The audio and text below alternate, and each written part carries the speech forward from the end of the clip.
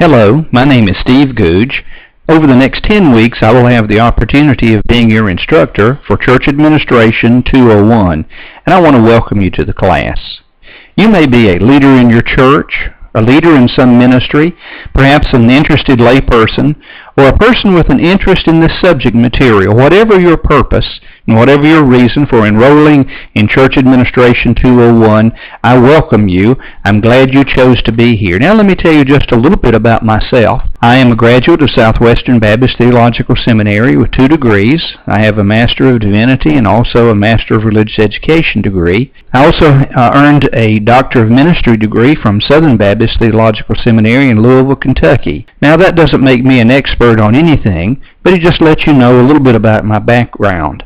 I have 2 daughters and of course 1 wife, and I thank the Lord for the years that I've been engaged in ministry.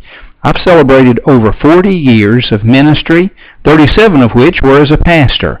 Today I serve as a Director of Associational Missions for the Brushy Mountain Baptist Association in Wilkesboro, North Carolina. So welcome to this class. I pray that this will be a class that will improve your skills in church administration. Any professor worth his salt will be engaged in research. And I want to say a particular word of appreciation to the following individuals who serve as resources for this class. Dr. Sandy Beck is a professor at Fruitland Baptist Bible College. He's also the Director of Missions for the Carolina Baptist Association. Dr. William Caldwell is a former professor of mine at Southwestern Baptist Theological Seminary. He was one of my teachers, and you will not only have information that I will share with you that he communicated to me years ago, but also he's the author of several of the chapters in your major textbook. Charles Tidwell is an author and professor. He has written many books on church administration, and particularly one of them entitled Church Administration, Effective Leadership for Ministry. Alvin Lindgren is an author and a speaker. He wrote the book Purposeful Church Administration. Leroy Thompson is from Bacone College in Muskogee, Oklahoma. Dr. Thompson has provided wonderful materials, and I have drawn on his materials as well. Alex Strauch from Emmaus Bible College in Iowa is another resource, and Major Stewart Olive, the senior pastor at Mount Olive Missionary Baptist Church in Flint, Michigan. These and many others have been utilized by your professor as resources in helping to teach this class. Over the next few moments, I'd like to share with you an overview of the syllabus. If you do not have a copy of the syllabus in front of you, it would be very helpful for you to obtain a copy and follow along as I share with you about the assignments. If you do not have your syllabus in front of you, pause this presentation, go print out your syllabus, and then restart the presentation. On page number 2, I want to point out that the required text comes from Bruce P. Powers. His excellent book, Church Administration Handbook, edition number 3, will be the textbook for our class.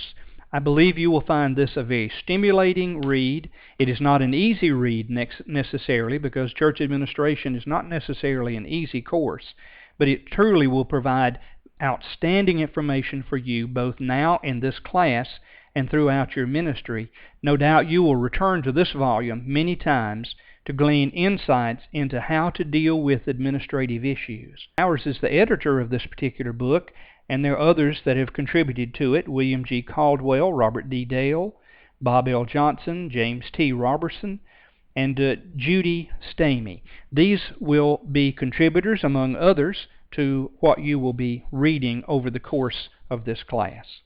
Now, if you will look on page number 3, you will find section number 6, Internet Video Resources. Links to assignments are available through Moodle. Each lesson will be introduced to you, the student, by your professor using a brief weekly YouTube presentation. I will share with you information about the coming assignments and try to help keep you focused on the class. Notice Roman numeral number 7.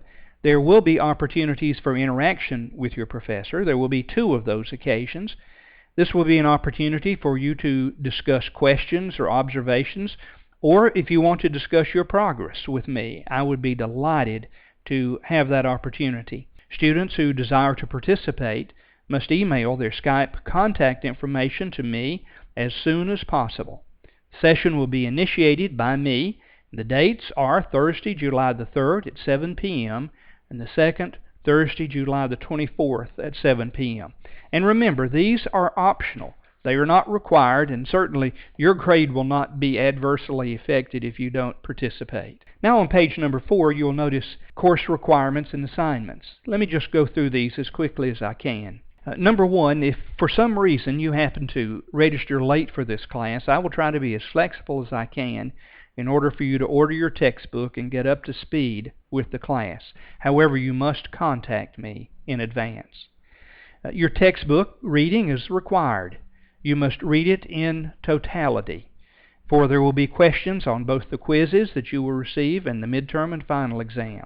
There will be questions on these different exams, and a failure to read thoroughly all your assigned material will result in a reduction of one's grades as revealed through the testing process. There will be 2 major exams, the midterm and the final exams. These are all open book, open notes, open Bibles. However, I want to mention to you that this can be a trap.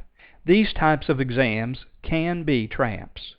They can be traps because you may rely upon looking up the answers in your book or your notes or the Bible and time run out.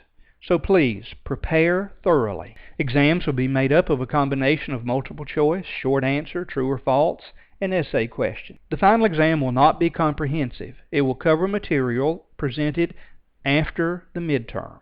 There will be study questions for each chapter in Power's book, and they're due the same week the chapters are assigned for reading. Students should type both the question and the answer before submitting their work through Moodle.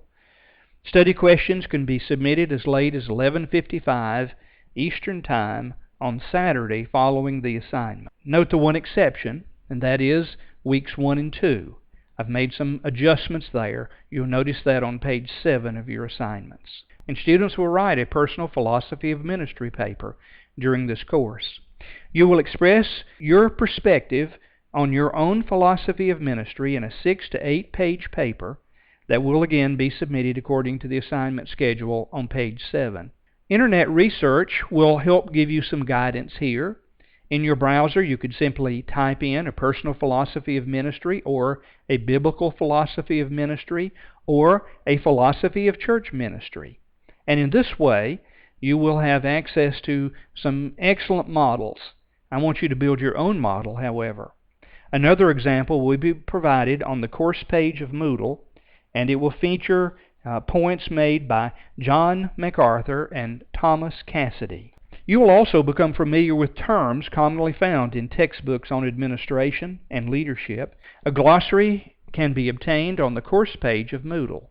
Multiple choice questions concerning glossary words will appear on your quizzes, midterm, and your final exam. You will also engage yourself in 3 case studies during the quarter. You will read a case study and answer the discussion questions at the end of the article.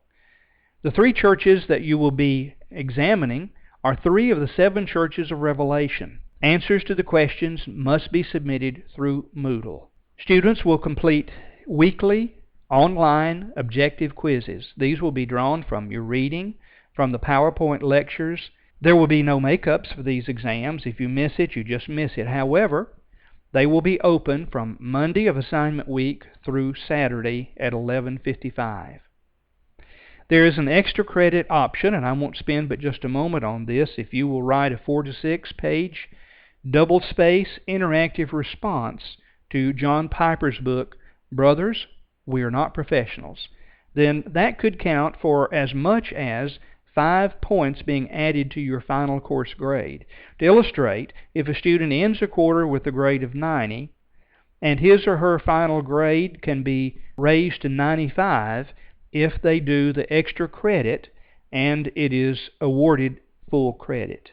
You'll notice on page 5 the course grading, and also the grading scale that's used for all courses at Fruitland Baptist Bible College. I expect many of you are already familiar with those.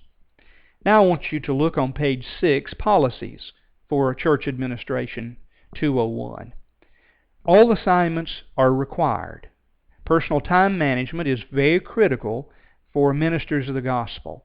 And so I'm asking you to follow the syllabus, page number 7, to help you meet all of your requirements. If an assignment is turned in late, there will be a 20% reduction in your grade for that assignment. However, if there's a documented emergency, that is, I have been advised prior to the late submission of work, then I certainly will take that into consideration. And most emergencies that you would have, I would not reduce your grade. No assignment will be accepted after the 9th week, however, and no exceptions to that rule. A grade of incomplete will be granted only under extenuating circumstances and only on approval. You must communicate in a timely fashion in order to explain the reasons why you are requesting an incomplete. I do not give grades. Students earn them. Students will receive only what they earn.